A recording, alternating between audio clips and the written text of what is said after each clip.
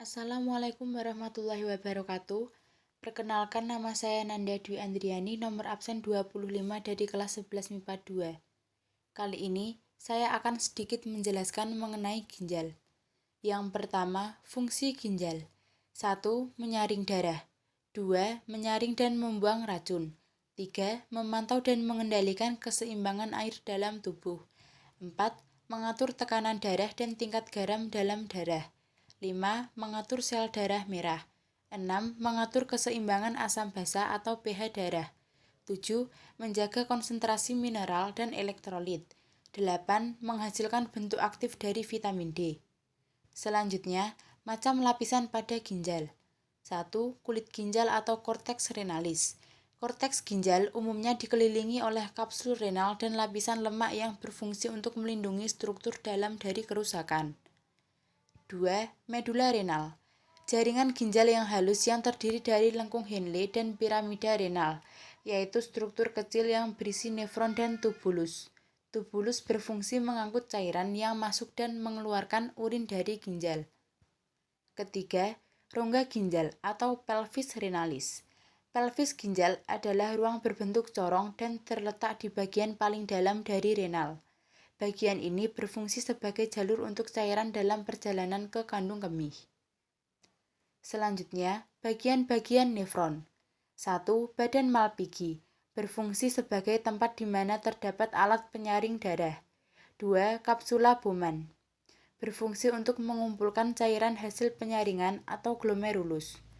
Ketiga, glomerulus, berfungsi sebagai tempat penyaringan darah yang akan menyaring air, glukosa, asam amino, garam, dan urea untuk menghasilkan urin primer. 4. Tubulus contortus proximal, berfungsi untuk menghasilkan urin sekunder dengan kadar urea yang tinggi. 5. Lengkung Henle, berfungsi supaya urin tidak kembali ke tubulus contortus proximal. 6. Tubulus contortus distal, berfungsi untuk melepaskan zat tidak berguna lain atau berlebihan dalam urin sekunder.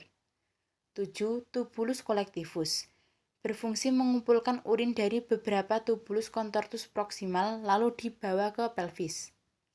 Berikut ini adalah gambar nefron dan bagian-bagiannya. Selanjutnya, tahap pembentukan urin. 1. Filtrasi, penyaringan pada glomerulus, yaitu filtrat glomerulus atau urin primer. 2. Reabsorpsi, penyerapan kembali zat-zat yang masih berguna pada TKP, yaitu urin sekunder. 3. Augmentasi, pengeluaran zat yang tidak berguna dan tidak dapat disimpan dalam tubuh pada TKP, yaitu urin sejati. Selanjutnya, gangguan ginjal. 1. Diabetes mellitus, penyakit yang disebabkan pankreas tidak menghasilkan atau hanya menghasilkan sedikit sekali insulin. 2. Nefritis, kerusakan glomerulus akibat alergi racun bakteri Streptococcus. Nefritis menyebabkan orang menderita uremia atau masuknya kembali asam urin dan urea pembuluh darah, dan oodema atau penimbunan air di kaki karena reabsorpsi air terganggu. Ketiga, batu ginjal, adanya pengendapan garam kalsium di dalam rongga ginjal atau kantung kemih. Berikut yang dapat saya sampaikan. Apabila ada kesalahan, mohon dimaafkan. Wassalamualaikum warahmatullahi wabarakatuh.